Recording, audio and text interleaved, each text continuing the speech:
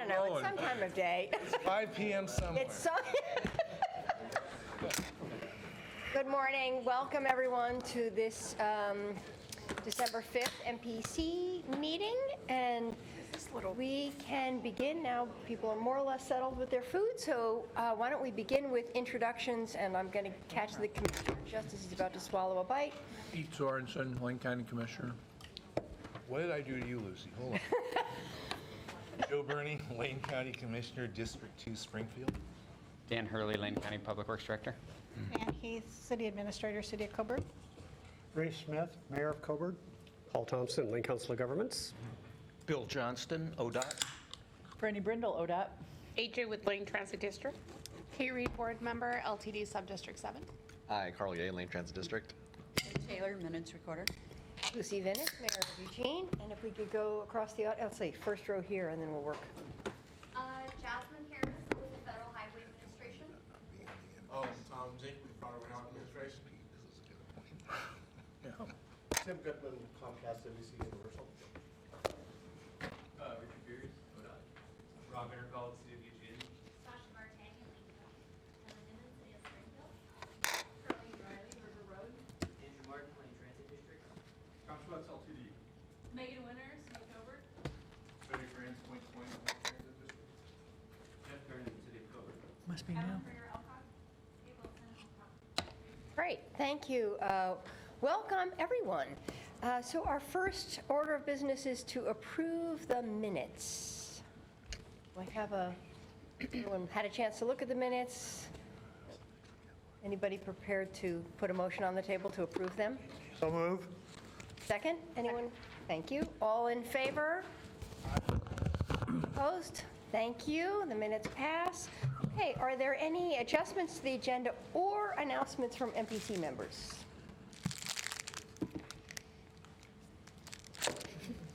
I have an announcement if nobody else. Go for it. So if I can get it up on the screen in a minute. So I think you all know that outside of the MPO, the Lane Council of Governments received funding to operate 2 rural transit routes. We took over the operation of the pilot project for the Florence to Yachts route several months ago and are continuing that operation. And then we received funding to implement a public transit route between Eugene and Florence. We have been working on a number of aspects on that project, including getting, contracts and partnerships in place. There's a couple of things I wanted to announce today. One is that we just learned within the past week or so that we were successful in receiving an FTA grant to purchase a new bus for that service. So we were going to use a bus from the tribes, and that bus will now become the backup bus, but we will have a brand new bus that we'll purchase for the Forest to Eugene route. And so that was very good news. And then we have been working on branding and marketing and getting ready to let people know about the new service. There's been a lot of public desire for that route, so we want to make sure that people are aware that it's actually coming to fruition. Hopefully around the February timeframe we'll start service. The Lane Council of Governments executive, or the board of directors, directed us as LCOG to take on that service. They approved us going and doing this, but they also wanted it to be somewhat separate from LCOG. They didn't want it to be LCOG transit. They wanted it to be something that was more public-facing and more Lane County for the citizens and residents in this area. So in working with marketing, last month at the Area Commission on Transportation meeting, I unveiled the first black and white draft of our new name and logo, and as of yesterday, we actually have the full color version of it. So I'm going to show it up there. Oh, nice. That is the name of the transit service that will be operating, and that is our color logo. There's a little bit of a coast to Cascades thing, and the 2 L's at the top, mountains to ocean, coast to Cascades, if you will. And so we just thought we'd let you know that is what we'll be operating. That looks great. Very exciting. Yes. Oh, when that's done. No. Done.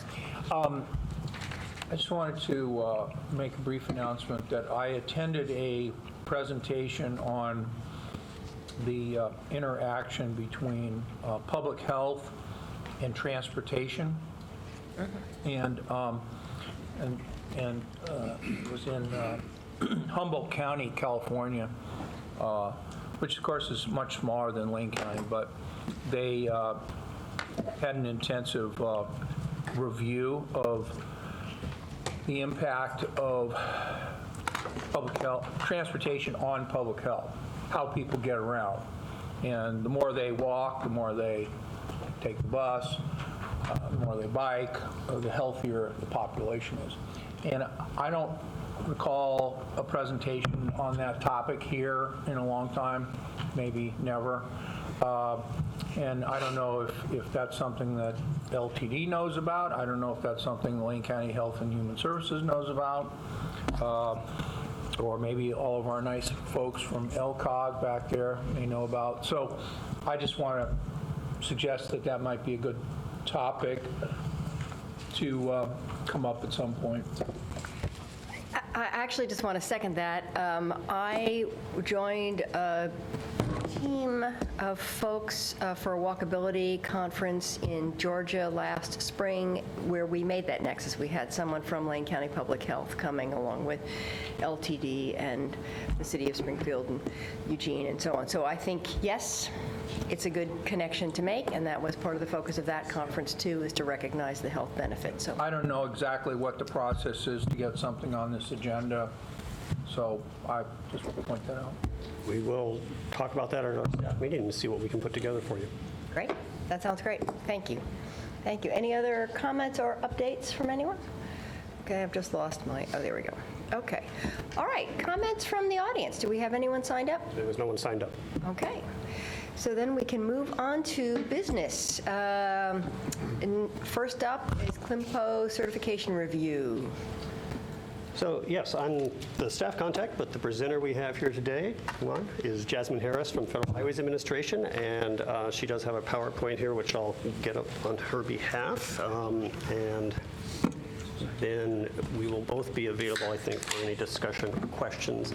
Let's see if I can do this without So most of you don't know who I am. I know some of you. I don't know if you remember me, Franny, from the DBU program review that we conducted. Where is it? Was it last year, a couple years ago? Yep, I do. And then I met Bill Johnson over the phone. Yes, hello, Jasmine. Yeah.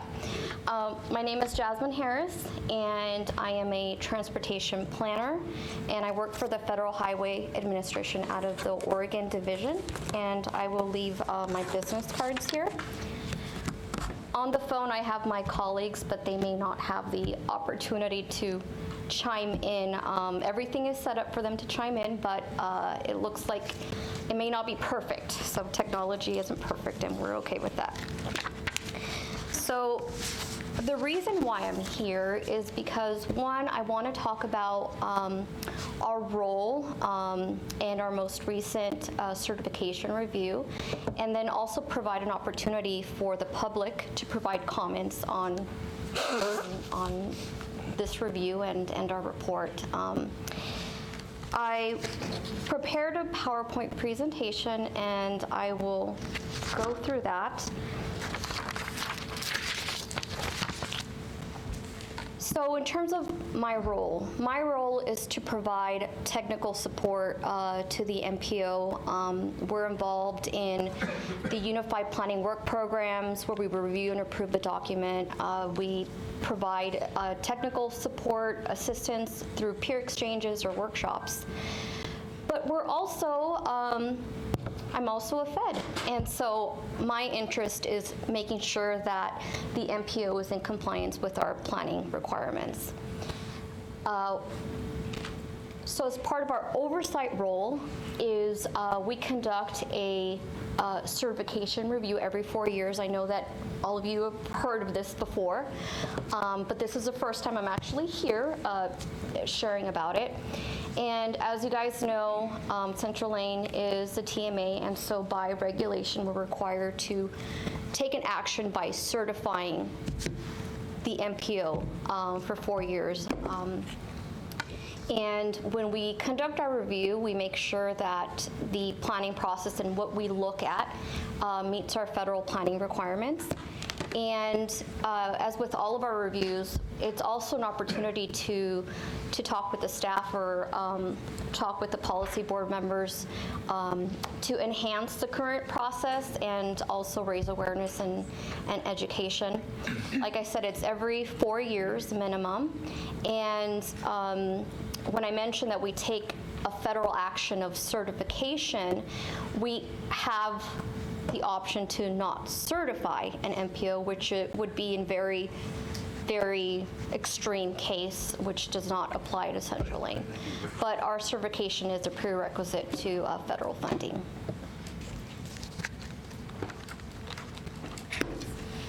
Our certification review team is comprised of FTA and federal highway folks. It's a joint review. And so I'm Jasmine Harris. Rachel Topeka is on the phone, and she's a senior planner for our office. Teresa Hutchins works out of the Washington division, but works for DC at headquarters with Federal Highways. Nathaniel Price is one of our subject matter experts on ITS and operations. And Jeremy Borrego is Rachel's counterpart with the Federal Transit Administration in Region 10 in Seattle. That was the makeup of our team. The scope of the review. So traditionally, and Paul knows this very well, we have covered the whole gamut from the long-range plan to the public participation plan. For the past couple of years, our agency has supported us focusing on sort of like a more limited scope, so more of a risk-based approach, looking at documents where we feel may need a little more attention based on our day-to-day working relationship with the MPO, or if there's new initiatives on the horizon, or if there's any statewide findings that we need to look at. So this was the scope of the review. We focused on the long-range plan, the Metropolitan Transportation Plan, which is really the core document, the congestion management process, the TIP, and the bylaws, and the performance-based planning and programming requirements. When we determined the scope of the review, we also asked ODOT to provide their feedback on topics that they thought we should focus on, and they suggested the bylaws, and we thought that was awesome.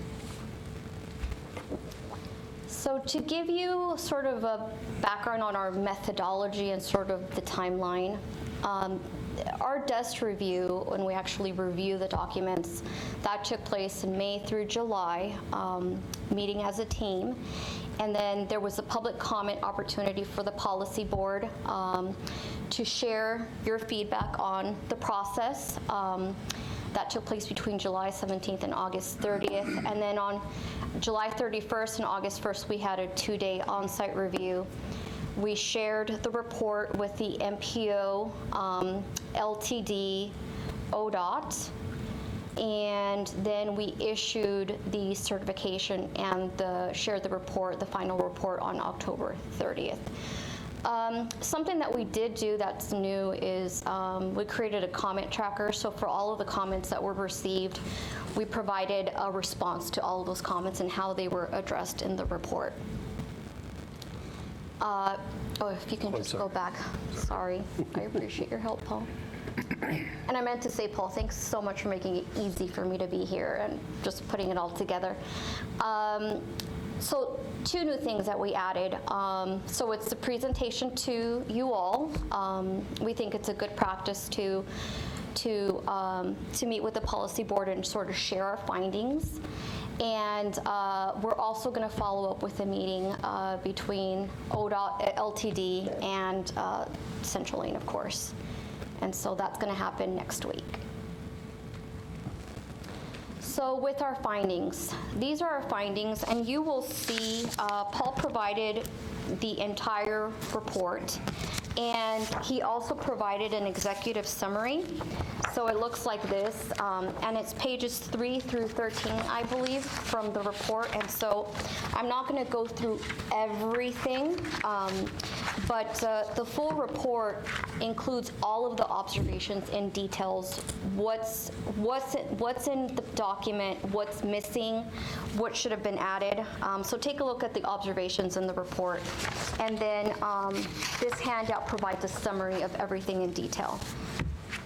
So just to go over this really quickly, our first recommendation is, it's a recommendation. Let me first go over the difference between a recommendation and a corrective action. So recommendations are sort of, it's an opportunity for the MPO to improve its process, but it's not compliance related. A corrective action is, it's in the regulation and it's required, so there's a compliance concern. So our first recommendation is, we would recommend, and I think Paul is totally fine with this, is to create a working group to resolve the findings, the corrective actions, and address how the recommendations will be addressed. If they're going to be addressed, how? If not, why not? So that's the first one. The second one has to do with the bylaws, and we had a few recommendations, 3, and then we had one commendation. The fact that these meetings are published live is a commendation. The Metropolitan Plan, we, like I had said before, in the past, we have looked at several documents all at once. And when I looked at previous certification reviews, we had not focused on the long-range plan very much, if at all, other than the finance component. So we had the most amount of corrective actions for the MTP. So 6 corrective actions and 3 recommendations. The CMP, again, that's in the past we've provided recommendations, a combination of recommendations and corrective actions, and we feel that there's a lot more progress to be made with the CMP. So we have 3 corrective actions and 4 recommendations. The TIP, we didn't have too many major concerns, but we still identified 3 corrective actions and 3 recommendations. The performance-based planning and programming, because the MPO's documents were adopted by this body prior to those planning requirements coming in, they're identified as recommendations and not corrective actions. And I just want to point to the corrective action due dates. Those due dates are based on, they're in sync with the next update of your MTP, your CMP, and your TIP.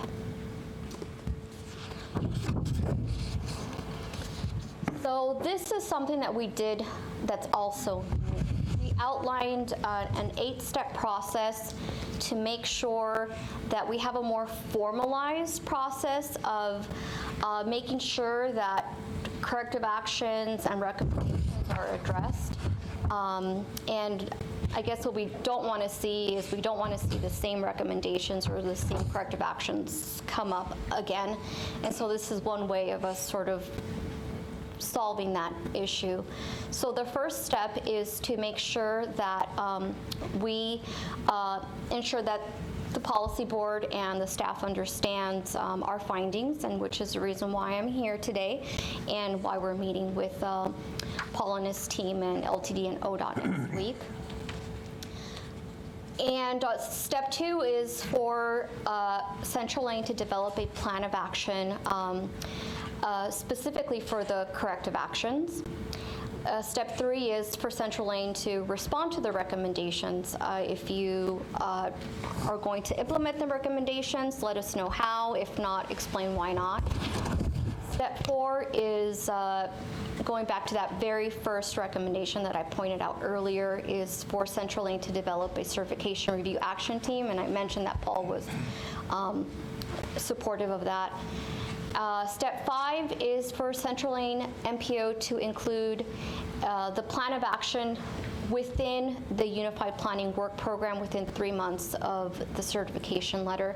So the reason why we did that is because we want to make sure that Central Lane's UPWP allocates enough resources and staff and time devoted to prioritizing the corrective actions. Step 6 is ODOT as a pass-through agency. We want to make sure that ODOT monitors the performance of the MPO, and then we're also asking for Central Lane to communicate to ODOT in a letter explaining how all of the corrective actions have been met, et cetera, and then which leads us to step 7, where ODOT will review that request and will review the documentation, and then ODOT will then submit a letter to Federal Highway and FTA recommending that all of the findings have been met and there are no further concerns. And then we will then take a look at everything and issue a closeout letter. And the closeout letter will either say, we're satisfied, all of the findings have been resolved, or B, there are still outstanding findings that we feel that still need to be resolved. And I think that's everything. And I wanted to first, I also wanted to say that Central Lane MPO, I really appreciate the work that you guys do. You guys are very innovative, very progressive, and all these exciting things are happening with the Lane Link and the health topic that you brought up. These are all great things. I wouldn't be doing my job if I didn't communicate sort of those planning requirements that still need to be resolved. And I think you can do it all, and just wanted to say that. Thank you very much. I have Commissioner in the queue. Go. Thank you very much. This is really interesting. I just wanted to zero in on 2 of these corrective action due dates. The one, number 5, the MTP public involvement. Besides the documenting part, there's the conduct part. And I'm wondering, what else do we need to do other than the documentation, which I get is, one of the requirements to document it. But what else could we do? And I guess I've been a proponent of trying to figure out what is the reason that I have come up with 3 options. What is the reason hardly anybody cares about what we do here? We get public comment, once every 2 months or so. And I've come up with a couple. One is people don't care. Yeah. 2, it's too complicated, and unless you're a professional, you're going to have a hard time taking what concerns you have and putting them into some kind of involvement. And maybe the third one is, I don't know. So what do we need to do to conduct better outreach efforts? I've been here for a number of years and compliment the work that's done to have the outreach. We have these open houses. The folks behind you there are working diligently. This is not a criticism of them. It's more like, why do we go to all this trouble if there's really not, much feedback, and what do we need to do to remove this by May 31, 2021, or the big hammer of the federal government, although you don't seem like the kind of person with a big hammer, but the potential is there, right? Little does he know. Yeah, little does he know. But, the potential is there if we don't do this. I just want to know, what do we need to do to resolve number 5? And then I have another question on 7. Sure. So let's be clear that Central Lane does a lot of public involvement. That is understood, and that is wonderful. When we reviewed the long-range plan and the TIP, it wasn't well documented as it could have been. And because these are public documents and the process needs to be documented, that's why it's an issue. So nothing on the conduct, just on the document? Yeah. Okay. All right, that answers my question. I think Paul has. I can add a little bit to that. First, I think there may be a fourth reason why we as the MPO and you as MPC don't see as much engagement, and that's because compared to many of the other 450 or so MPOs around the country, here in Oregon, we have a whole other layer of transportation planning, and it's much more local and much more focused perhaps at the TPR, TSP, Transportation System Plan, and all those levels, and that happens much closer to the public in some ways than this does. So that may draw some of the attention and focus away from what we do. Jasmine correctly pointed out that with corrective action number 5, the main thrust of that, as we discussed it during the certification review meeting, was that the documentation of what we do needs to be better. In particular, I'll note, we've always documented when we adopt the long-range plan, public comments received and responses to them. And we've documented those in the cover memo for you on the adopting action. Their feedback was, no, it needs to be documented in the document itself. So that's the level of this corrective action. Yeah, Okay. thank you for Number 7, I believe it is, yeah. The congestion management process. Could you tell us a little bit about what we need to do by May 31, 2021 to meet that? Yeah, so for the congestion management process, corrective action 7 and corrective action 8 and corrective action 9 and recommendation 8, they all go together. In the past, we have issued a recommendation for the CMP. In the past, we have issued a corrective action for the CMP. And so when this requirement was in place, Central Lane was progressing and laid out the framework, but based on our review, it's still missing all of the components that would complete the CMP and the implementation of a congestion management process. What do we need to do? So that would be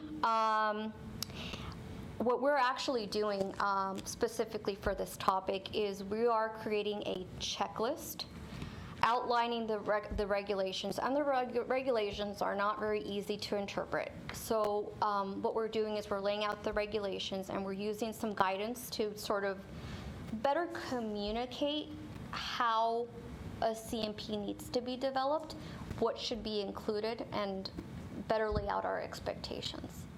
It's a complicated topic. Okay, thank you. And I can speak more to that on the next agenda item, actually. Right. Okay, great, thank you. Mayor Lundberg. This question's for Paul, Yes.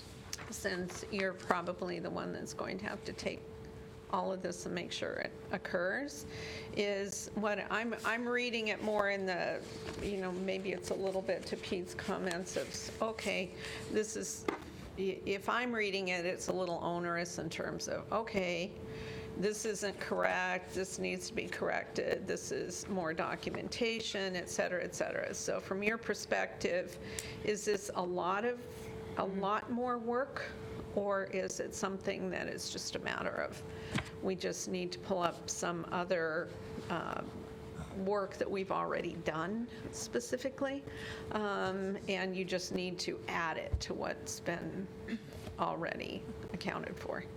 I guess my response to that is it is a lot of work, but it is nothing that we did not expect.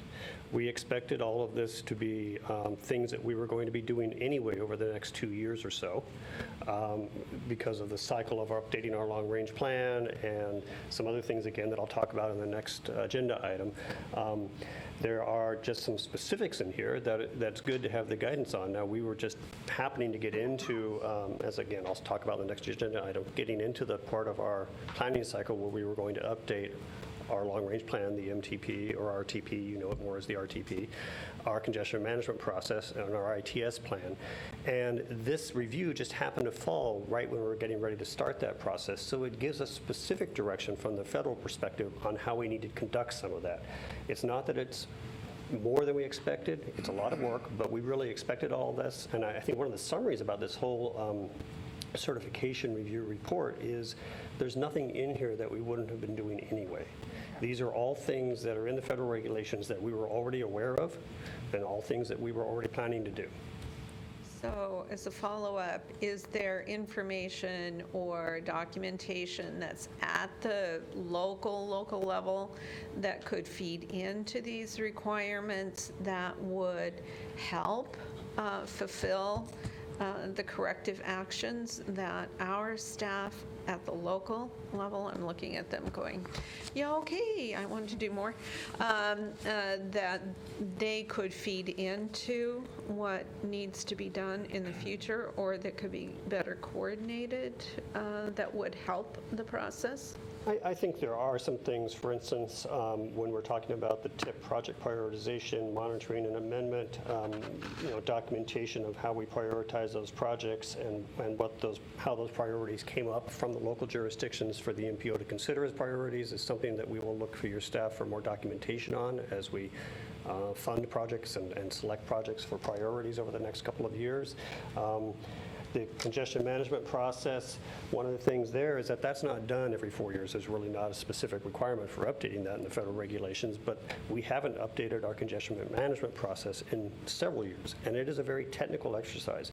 We have spent the past 2+ years having our transportation model updated and brought up to a new level of model and a new level of data and base year and future years so that we can do things like model the network and identify the most congested corridors and then start to talk with you and talk with staff about what the priorities are among those congested corridors and, as it says in here, ultimately what strategies we may prioritize within the region to deal with those congestion issues. Those things, again, are going to depend on local input. Okay, any other? Thank you. Any other comments or questions? I just want to thank you. I do find this a little overwhelming, reading this document and all those recommendations, so I'm glad that other people can see their way through this more clearly.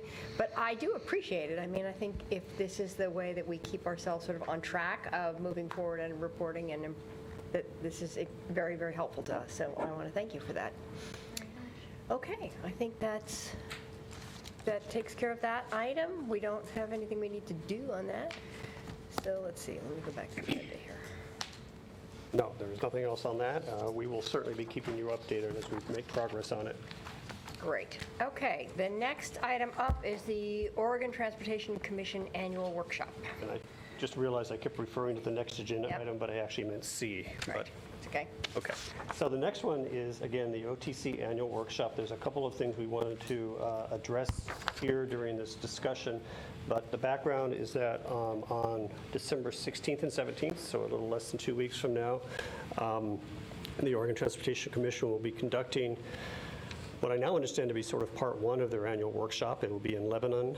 And on the second day, the 17th, the Oregon Transportation Commission has invited the chairs of the Oregon MPOs, the chairs of the area commissions on transportation, and the chairs of the ODOT advisory committees, such as the Bicycle Advisory Committee, the Freight Advisory Committee, to have lunch with them on the 17th, and then to engage in 2 hours of discussion with them after lunch around some topics, which I'll get to in a minute. They are looking at a couple of topics in particular. One of them is with the acts in particular. They have rolled out a proposal for all of the acts in Oregon to develop area strategies. I think I've mentioned this before. Area strategies are, and we can provide details on this, but they're still being put into final form. But area strategies for the acts are viewed as being something that allows the act to look at big picture strategies that the act can agree should be priorities, not necessarily getting down to prioritizing projects, but prioritizing strategies for perhaps addressing safety or addressing other needs on the transportation system within the acts area. That's one of the topics that will be discussed. Another one is we just received last week a set of questions that, let's see if it's that one right there, a set of questions that the OTC has asked the MPO, ACT, and Advisory Committee chairs to address. The first 3 bullets are under the title of, given the transportation needs in your area and statewide, please reflect on what is the upcoming STIP process, or in other words, funding process, and tell us, I'm sorry, this is the last one, the last funding process, and tell us what went well, what could have gone better, and what should the OTC consider making changes to in the next STIP process. The second set of questions is, 3 issues that they wanted any input on you may have. How their communication with the advisory committees, stakeholders such as yourself can be improved or changed, advisory committee roles in the process, and allocations among categories. In other words, the OTC determines as they enter each funding cycle how much money to put into buckets, and then from those buckets, projects get funded. And they wanted any input on how allocations among those funding categories might be adjusted, or your viewpoints on that. I mentioned, stepping back for a minute, I mentioned that they invited the MPO Policy Board Chair. That would be Mayor Venus. My understanding is Mayor Venus cannot attend. I can. So Mayor Lundberg is going to be attending. Thank you very much. Yes, thank you very much. And I will be there for support if that's at all helpful. And so really what we wanted today was some discussion around these topics, these questions for Mayor Lundberg to carry your thoughts to the OTC in 2 weeks. Okay, thank you very much for that introduction, and thank you very much, Mayor Lundberg, for stepping up to attend. Or do we have comments, thoughts, questions on the? Otherwise, I get to say whatever I want. That's right. That's right. Uh-oh. Uh-oh. Yep.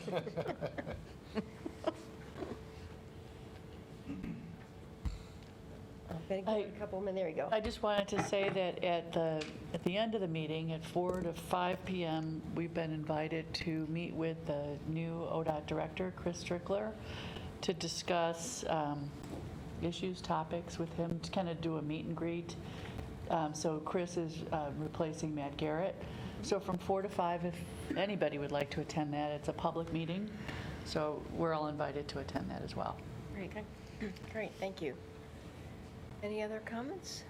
One of the things I will add that's not necessarily up there is I think you're aware that a little over a month ago, maybe 2 months ago now, the governor issued a letter to ODOT and DLCD asking for them to take up action again on the statewide transportation strategy and implementation of that to reduce greenhouse gas emissions and meet climate change goals. There was some discussion of that at the last OTC meeting a couple of weeks ago and at the last LCDC, Land Conservation and Development Commission meeting. And what is interesting is that there were some different approaches by those 2 commissions. LCDC's was more of a planning-based approach and what more rulemaking and planning requirements could they put in place. ODOT's approach and their discussion 2 weeks ago was more about what can we implement, how can we fund things that will help us achieve implementation of the statewide strategy and emissions goals. And the next step is that ODOT has asked and is convening the 4 state agencies that really are the stakeholders in this. So it's ODOT, DLCD, DEQ, Department of Environmental Quality, and DOE, Department of Energy. And those 4 agencies are now having meetings at the director level and will be having a joint discussion at a public session on how to try and get those 4 agencies to move together as one, as opposed to 4 separate. Right. So just a question about that. Does that include some increased emphasis on active transportation and, some of the work that we're doing locally around creating more? Is ODOT more interested in some of those alternative transportation, or?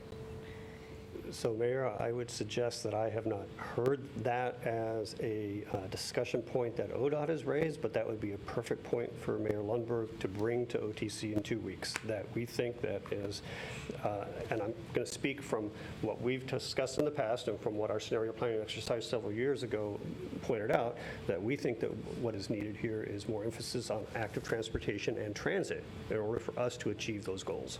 Right. So what would be helpful is maybe if it's not right at this meeting here is to get Paul some suggestions, and then maybe we can put them in categories so that I've got them available when I'm at the lunch and the meeting. So if that works for everybody, is to do it that way. And I have a cohesive message when I'm there. And I can also, if I may, I can also talk with our staff committee. Again, these questions just came out last week. We have a staff meeting right after this meeting. We can talk about from your local jurisdictions, staff's perspectives, what other talking points would prepare for you. Be very helpful. Okay, great. Franny? Another thing that could be done and might be discussed is, under the governor's initiative, was to electrify the fleet, put more electric vehicles in the fleets. And, we're always, as agencies, updating and replacing vehicles with new vehicles, buses, et cetera. And what I'm hearing from some public is that we don't have the infrastructure to plug in vehicles where we need to. And there are people that were going home for Thanksgiving, for instance, in San Francisco. At a busy holiday weekend, you'd have to wait hours to get a plug-in for a vehicle if you were to, and you have to charge every couple hundred miles, even with the best technology. So we may want to think about that as an agency as well, ODOT, and I will be kind of raising that topic. I mean, I'm just a little local area, but something that we might want to think about as well. Any other thoughts, comments for that? May I? Yes, please. It's just a thought, it's not well thought through. I'm always curious exactly what people are referring to when they talk about electric infrastructure, from plugs to vehicles to producing the energy that the plugs, in fact, would give to vehicles, to what the source of that is. And having just attended an Association of Oregon Counties annual conference, learned in a lot of detail about a 350 megawatt wind, solar, and battery production facility that's now being built in the Umatilla County area. Nice. And I think that there might be some interesting intersections, but I don't know, between creating jobs, creating production of what would be a climate kind of concern in terms of transportation, and generating our own infrastructure as it relates to that. But I haven't put that together. I don't mean to take people's time. But it's just a thought. I mean, what the heck are we talking about, and how do we get there? And what jobs are created in the process? A few years ago, Michigan State did a study of what it would take to use the entire U.S. interstate system for maglev trains. And how much would that cost? and they used the right-of-way of the U.S. interstate system as where this would actually be. So they build it on top of or down the median of these freeways. And I'm just curious, one of the problems with solar energy, electrical, photovoltaic solar energy, is that you have to transport the energy from where it's made. And so if we thought of freeways in particular as potentially big open areas to get solar energy where we needed it, we wouldn't have the problem of having to ship it somewhere. So I'm just curious whether ODOT's new leadership and whether or not they're open to some big picture ideas, and the things that Commissioner Burney, who represents our Springfield District 2, just want to mention that because I am following that he does represent District 2. Sometimes I forget it, so I'm mentioning that. But I think that he has got a good idea too, that it may not be well developed like any of these ideas might be, but they could result in us being more on the forefront of things. And I would just say, well, let's look at what our European partners and friends that are way ahead of us, what are they doing? In Denmark, they're building 4 lanes for different types of transportation in almost every urban and rural setting. Bike lane, dedicated bus lane, rail, traditional road, and that's done all over the country. We're nowhere near that. Yeah, good question. Ray. So Commissioner Sorensen mentions Europe, and when I went to Africa with little to no infrastructure, it's interesting to watch countries that have no infrastructure and what they're doing to modernize. And it's actually quite liberating for them because they don't have infrastructure, so they're able to create solar farms and things to run their equipment and technologies and not have easements and right-of-ways to carry all of this stuff, so they're more self-contained. And I think when we're talking about electrification in cars and the creation of electricity, there's an awful lot of land out there along these easements and right-of-ways that we mow. And we have questions of a 200-mile range for an electric car and the lack of plug-ins and stuff. And so being a city that's on the freeway, I don't know that we have a single plug-in for a car available in Coburg. And I think those are some of the infrastructure issues that we should be looking at for transportation. Yeah, I also, I'm interested, just to go back to the other alternatives of the transit in terms of buses, because it actually probably would be lighter, quicker, cheaper to have electric buses up and down I-5 that were express routes and running frequently than to try and put in rail or, some other technology. But that seems sort of more readily accessible, so it'd be interesting to have some of those, which are the things that you could roll out sort of faster versus the things that might be a little bit more of a, sort of a whole game changer. Yeah. In regards to the plugins and I-5 corridor, I can't remember if it was here or if it was at a OMPUC meeting that we received a presentation about the VW settlement funds and there being a number of charging stations being implemented along the I-5 corridor. I think more Portland-centric, but also south of that. Just wondering if that could be tied in if you're going to talk about it, so there's something already moving. I could find out what's going on, and we could maybe have a presentation. How about that? Yeah. I'll find out what's happening at ODOT. How about that? Mayor? It would be and maybe it has to do with what you could give us information about, Franny, is that I know I personally did a news conference basically around the charging stations in Gateway because they're attached to the regular the gas station. There's a gas station there, the Arco, I think it's the Arco, but I remember we had Arcomoto there, and but there were more than one charging station. They seemed like they were ones that charged faster. They weren't the, okay, I've got to plug it in, it's going to take all day to charge a car that you could get in and out in about half an hour or something like that. So we do have some of that infrastructure that's already in place. I think we just don't have it very mapped out maybe as well as we could or publicized as well as we could. So so some of it's already in existence. It would help to know exactly where it is right now so that we can figure out where gaps might be or where we can do a better job of putting charging stations in. May I piggyback on that? Mm-hmm. Yeah, sure. Mayor Lundberg brings up a really good point. In order to get to wherever we're going, we got to know where we are. Yeah. Right. Yes. Right. And so I would be fascinated with that in the report.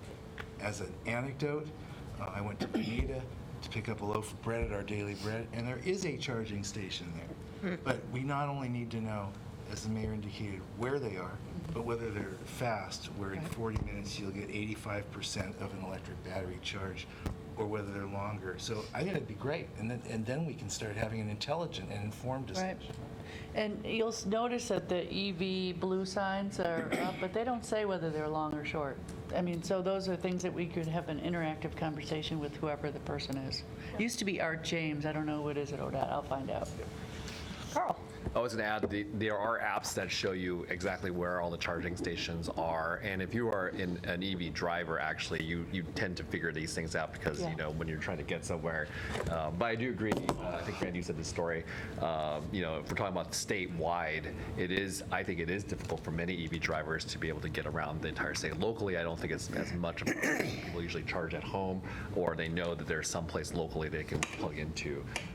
But when you're trying to go outside of your local area, then it's even more important to have that infrastructure. But I also didn't want to conflate, there is the private car use of the electrical grid, and there's the actual like utilities use, and also like lane transit, and so those things need to be settled as well. Because I think some of you were hinting at that's like, yeah, that could be a heavy burden on our utilities if we're not careful and we don't plan carefully for the future. Okay, yes. I think the last thing I want to add around the OTC, just to give you a heads up, is every once in a while, they head our direction, and on May 14th and 15th, the OTC will hold their meeting here in Eugene.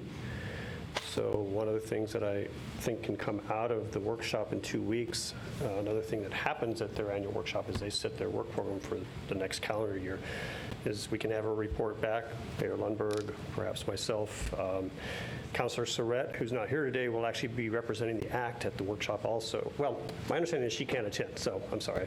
But anyway, we will have several people there. And we can report back and perhaps have some ideas to give to the ODC when they're here locally in May. Right, thank you. Did you have a? One thing, Mayor, I don't have the history on this program, so I would defer to Sasha, but one thing we'd be interested in would be bringing back competitive grant programs like STIP Enhance. So Yes. that's something we could bring up on bullet 3. I will add that as a bullet point. I've heard that from several parties, that the idea of giving more, the communications and the advisory committee's roles has been diminished because there aren't those opportunities for competitive grants, or aren't those opportunities to advise on where the funding should go. And we could be more involved if you gave us more opportunities to be involved in the funding pots. Thank you. Okay, thank you. That was interesting, and thank you for bringing that up. And we are now on to item 6C, Regional Transportation Plan Update. All right, I want to give you a quick update, and as I hinted at earlier, this links back to the certification review. The MPOs are required to update their long-range plan, what we refer to as the Regional Transportation Plan, or RTP. Every 4 years, if you're an air quality area, which we are still, or every 5 years otherwise. You saw in the certification summary that there were several corrective actions around the long-range plan, what they refer to as the MTP. And several around the congestion management process, which is a plan that is also in need of update here. And finally, our Intelligent Transportation System Plan, our ITS plan, which is a federal requirement, is in need of a significant update. Basically, we need a new plan. The last time that we created that or updated it was, I think, 2003. So it has been a while. There's not a required timeline for updating that, but it's more than time for it to be updated, and it's also a critical plan, the ITS plan for ODOT as well as the local area. So what we have done, this is a heads up, is we have taken those 3 plans, the RTP, the CMP process and plan, and the ITS plan, and lumped them into one RFP that LCOG put out several months ago to have a consultant team come in and work on helping us accomplish those within what's now the next 20 months or so, because you saw that May 2021 deadline on these corrective actions. There's a little bit of flexibility around that, but we don't want to count on that flexibility. We received only one response to the RFP because it's a huge lift, and there's not a lot of firms that can do all of that at once, even as a team of consultants. Fortunately, it was a very good response.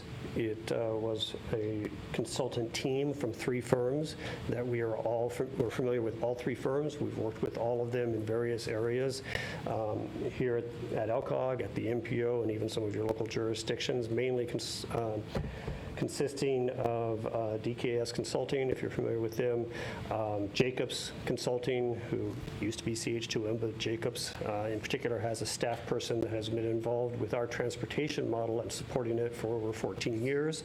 So they brought that person in for modeling purposes. And then the third consultant on the team is JLA, which is Gene Lawson Associates, for public involvement. If any of you are familiar with that firm, she is really an expert in public involvement and facilitation in this state in the transportation arena and others. To Commissioner Sorensen's comments, I believe that part of the consultant team will bring a lot of creativity to our public involvement over the next 2 years as we do this. We are still negotiating with them the final scope of work and contract. We got an updated scope of work. I think it was received yesterday from them. So we're looking that over. Again, it's a big lift. It's about a $500,000 contract over the next 2 years. But there will be a lot that will be brought to you. I would say that you may see at least every other month, if not monthly, updates on the work, starting hopefully as early as January or February's meeting, depending on when we get this contract in place, when we will bring you the scope of work and really get into some details of what's going to happen and what the timeline looks like. This was just a heads up. Are there any questions or comments? I have a quick one, which I don't understand what the ITS is. So the Intelligent Transportation System Plan, and what ITS refers to, is all of the technology out there on the roadways and highways that help us better operate the system and use the capacity. So it is everything from signal timing and signal controllers to let you get down a corridor without having, undue delays because the signals aren't timed, to the cameras and the reader boards that give you estimated times for travel, to the ramp meters that are on Beltline and more predominantly in the Portland area that meter on ramps during the congested periods in particular. So all of those technology aspects that help with operations of the system. It also involves technology in the transit world too. Thank you. That is helpful for me to understand what's going on. Any other questions or comments about this item? Okay, thank you very much. So that actually takes us to follow-up and next steps. ODOT update. Do you have an ODOT update? Yes, I have an update. So I've got some good news and bad news when it comes to construction in the metropolitan area for the next year. And you'll have more details as we progress. But as you know, we worked on the I-105 project, and we rebuilt the south ramps that connect into Jefferson, Washington Jefferson, 6th and 7th. That work is all done. Yay! Next stage is going to be, that's the good news.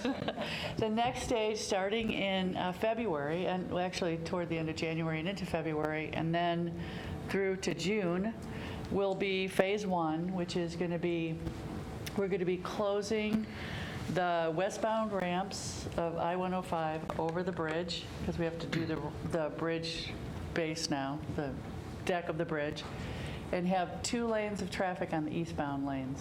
So 1 lane in each direction. It's going to cause congestion. It's going to be a pain. And we're doing a lot of outreach. We're talking about transportation options, although it is a winter time coming up and not a lot of people want to ride bikes. But we're doing, we'll start radio ads in January. You'll hear about, congestion, look ahead, plan your trip kind of thing. There'll be daytime closures, permanent closures, for those months of February to June on the westbound lanes. Then we're going to take a break for the summer of 2020 during the Oregon Country Fair and the County Fair and the Country Fair and the Olympic Trials. So there'll be no work on I-105. All the barrels will be removed for the summer from June and July and through June and July. And then we'll start on phase 2, which will be the eastbound lanes, and then the work will be done in October. So we'll have to put up with a little bit of, and I'll get more information for you in writing so you could have all this. There'll be lots of email and information. The other bad news is that part of this next phase, we call phase 1A, is going to be closing that Delta off-ramp onto I-105, so the ramp that we take from Valley River Center, that will be closed for 8 weeks, permanently, for 8 weeks, full day, full night. And so the detour is going to involve Country Club Road, it'll involve Ferry Street Bridge, et cetera. There'll be a detour route where people will, instead, be able to normally go to downtown, they'll have to go east and then west to come back to 105. So it's going to be a pain. But the good news after all of that was we'll have a good, solid infrastructure by which to live on for the next, I don't know, 50 to 60, 70 years. And so that's, I'm not going to be very popular, I realize that, but it's much needed work. Put the solar in after that. There we go, solar in after that. So anyway, I'll have some updates as we go. We'll be probably hearing from the public a lot about this, but it'll give everybody an opportunity to ride the bus and try a bike or walk or ride share, which we're doing a lot of outreach for as well. So that's all I have. Okay, thank you. Next is Springfield Main Street safety update. Is there somebody to talk about that? That's me. Thank you, Mayor. Okay, there we go. Thank you. See, the project team is discussing some updates or some changes to the planning and scheduling process, review process, based on some feedback we've received from the mayor and other council members. We want to adjust how we're presenting the alternatives to emphasize to the public that we can mix and match some of the features. Maybe somewhat misleading the way we've rolled those out so far. We're also looking at making some adjustments to the schedule so that the governance team can be more involved and properly advise the city council. This may require some adjustments to the schedule, may extend the schedule by up to 6 months, may require some additional cost. The team's discussing that now. No crisis at all. Everything's still moving along, but we got some good feedback from the council, as I mentioned. And otherwise, the project's on schedule. We're looking at a online open house in February. Any questions about that? Okay, rail update. There's no rail update. No rail update. Okay, Lane Act update. We don't. That's me again. We often parallel what you discuss at these meetings. At the upcoming Lane Act meeting next week on the 11th, we'll be reviewing the same questions that Paul has up on the screen right now with the Lane Act to help Chair Surratt prepare for the meeting with the OTC. We'll also be discussing the ODOT area strategies process. I think we've mentioned before, or maybe not, Lane Act has been selected to participate in the pilot effort. There's 2 acts that have been selected, the Lane Act and the Northeast Act in the other eastern part of the state, to pilot this process and see how it works before the other acts take that on in the future. Okay, great. Thank you. And then that takes us to MTIP administrative amendments. There were 2 administrative amendments described in your packet, and we're happy to answer any questions. Any questions about any of those from anybody? I guess not. I guess that's all clear. Good. That's good. Next steps, any other items for future agendas we need to look at besides the ones we've already, Yeah, I guess we could think about that. I would be happy to hear from anybody else on how to structure that. I was hoping that we could, have kind of a big picture on the health implications of different transportation, but then something local of what we could do or an idea. So. Yeah. Again, we will discuss at staff how to put together a presentation. I have 2 that out of today's. One is health and transportation, and the other is VW settlement / electrification. Okay. Okay, that's great. Thank you so much. Thank you very much. And that closes the meeting of the MPC, and we're opening now the Metropolitan Cable Commission. So I'll give folks a few minutes to make the transition.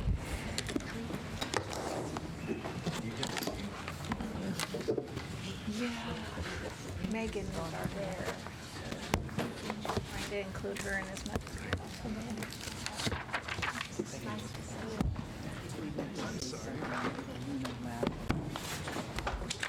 Your comments about Africa reminded me of running into the same things in El Salvador when I was actually doing a lot of Like making the noises. It's like, you just skip ahead. Yeah. And Yeah. if you're not going to listen, you know what comes next. Yeah, so I have the mover out. Yeah, When was this that you were there? oh, 10 years ago. Starting May 1st. My daughter was in the Peace Corps there. Oh, that's sick. Wow, cool.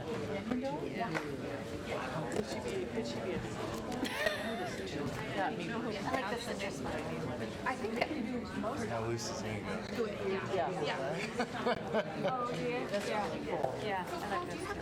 Mary, the cable person. Guy. Get some food. Yes, I know. Yeah. I thought maybe you were training her. Step out. Well, you know, when this packet comes in, you're right, you got to look to see. I needed to. It literally is in my recycled box in my office right now because I went, oh, I don't go to What I usually do is I usually throw it in my briefcase because I know I'm not in the office. As soon as it comes, I put it in the briefcase. Because I know there'll probably be a board You got meeting. down about as much as anyone could. I don't know.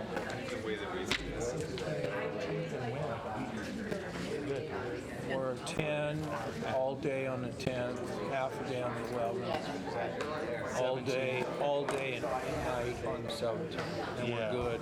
That's going to be a rough one. Yeah. I usually am breaking out around 3 or 4. There is no agenda. Hubbub happening, Heather and I will at least get. Use that gavel. I'm going to use that gavel. Okay, if folks who are not needing to be at this meeting can find a way and so that we can begin. Thank you so much. So for the Metropolitan Cable Commission, our opening order of business is approval of the minutes, and we were given 4 months for. Yeah, so I did want to briefly explain. Perfect. That would be great. In the past, apparently, I think the minutes were wrapped into the FPC meetings, even though Cable Commission is a separate entity.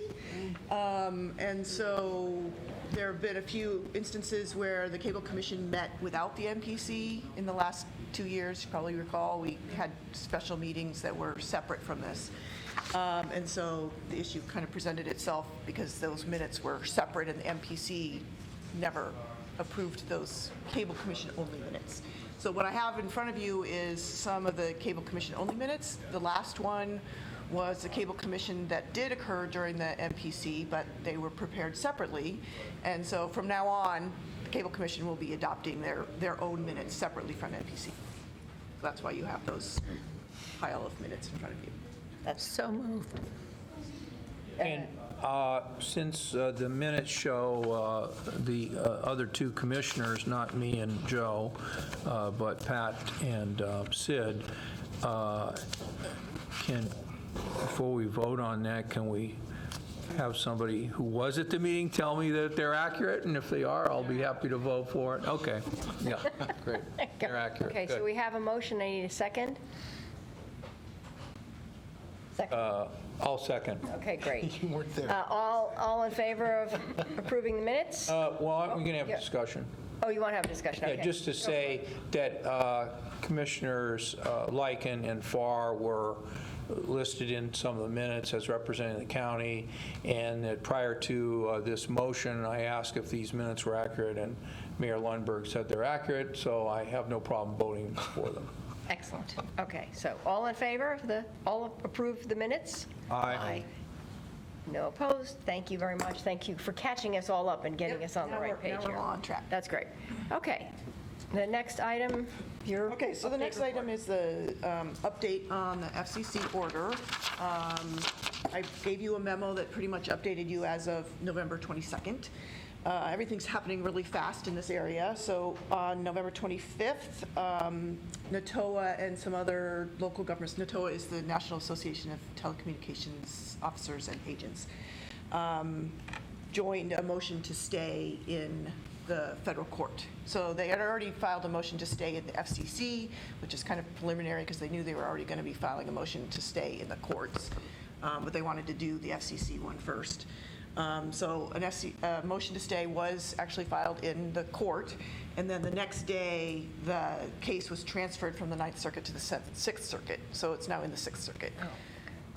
In the memo, I also gave you an update on the FCC's denial of the request of them to stay the order, which they declined. And then I won't get into the detail, but there's been some challenge to that order itself, so it's kind of unclear whether the denial of the motion to stay is valid or not. But I'm not going to get into that unless you have some questions. It's basically the fallout is everything's still kind of up in the air.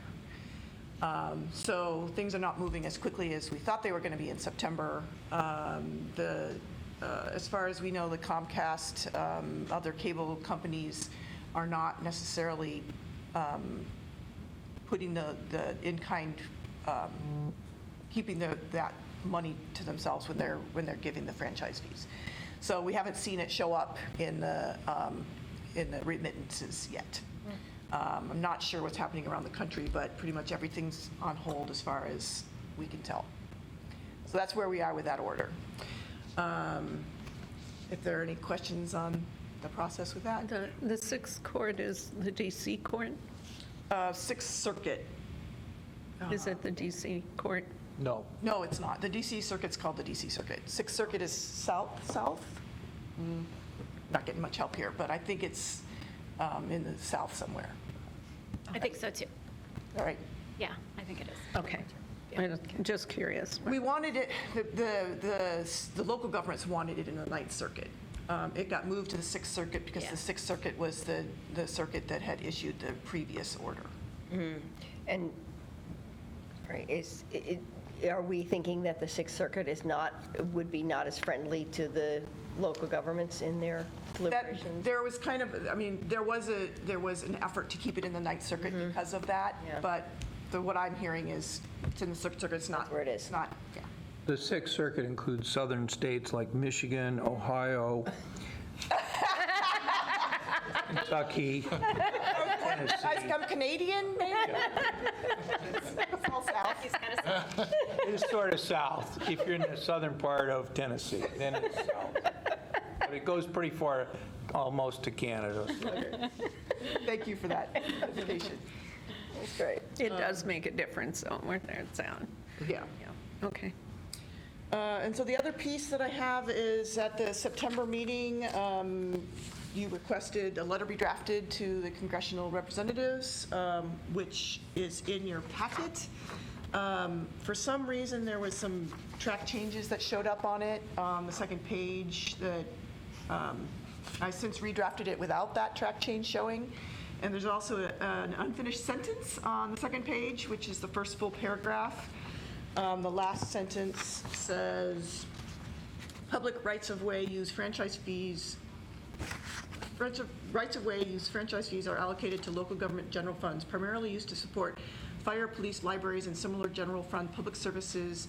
And then it just stops at the unilateral, which is an incomplete sentence. And so I was proposing to say a unilateral decision to adhere to the FCC order would be detrimental to municipal budgets. And with that track change that I mentioned previously. Yes. I move approval of sending 3 letters, one addressed to Representative DeFazio, one addressed not to Representative Wyden, but one to Senator Wyden, and one to Senator Merkley, not Representative Merkley, as the draft proposes. So other than that change and incorporating all changes that Ms. Davies just mentioned, that will be my motion. You have a second for that? Second. Any other discussion about that? All in favor? Aye. Aye. All right, that passes, thank you. Yeah, we go forward with that letter. And that is all the business we have to conduct. So, thank you very much. We are adjourned early. Look at that. Thank you. Found time. Yes. You just look at it. Yeah. Look.